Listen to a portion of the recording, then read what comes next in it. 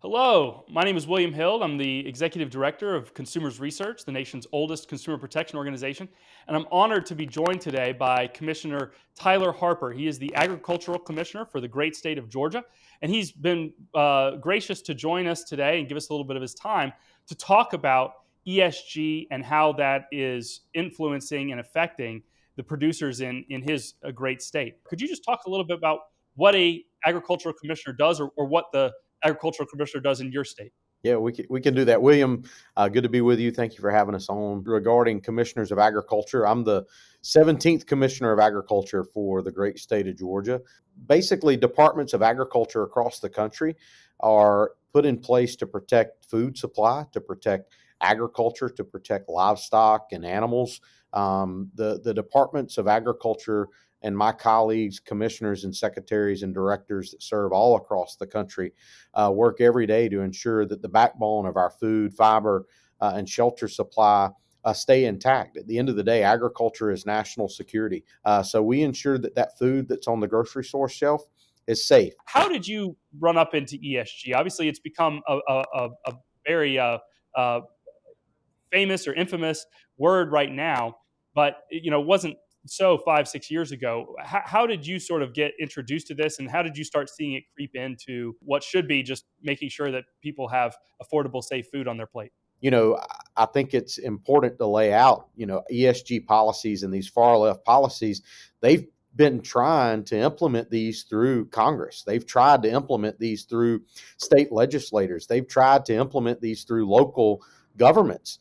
They've been unsuccessful. And because they've been unsuccessful, they are starting to use other means to implement their far left agenda and utilizing financial institutions, utilizing other means to get at the end goal that they have, which will destroy America. And you and some other commissioners recently pushed back against this and did a fantastic job as elected officials trying to defend your state's respective agricultural economies. Can you tell us a little bit about what you saw in the banking industry that led to that, and then what action you took collectively to push back on that? Myself, along with a number of my other colleagues from around the country who I serve with as a commissioner of agriculture, we all penned a letter jointly to those banks asking for some information from them about why are you putting a target on agriculture's back? Why are you implementing these policies that can be detrimental to agriculture? And I'm really pleased and proud of the work that my colleagues and I are doing.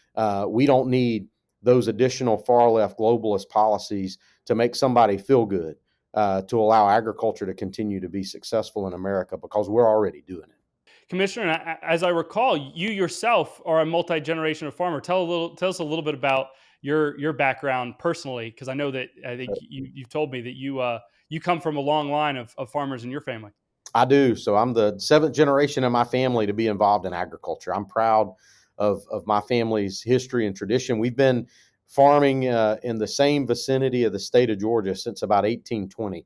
I still till the same piece of dirt that's been in my family for over 100 120, 125 years. And we still operate a peanut, cotton, timber, beef cattle operation on the family farm where I grew up. And that it's those generational operations like mine and my family's that have sustained America for a long time. We've got to ensure that our family operations are successful and have an opportunity and have a playing field that allows those that are interested in this industry to get involved as well.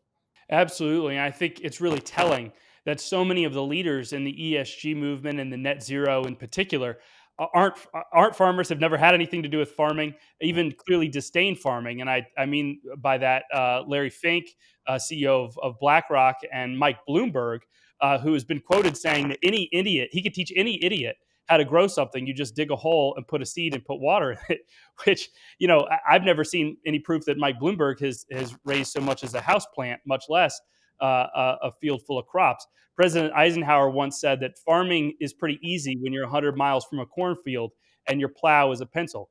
Well, thank you so much, Commissioner, for joining us today. Really appreciate all that you're doing to push back on this ESG menace. And we look forward to talking to you in the future as you continue to fight this fight against these big banks who think they know how to do better farming than you, the seventh generation farmer.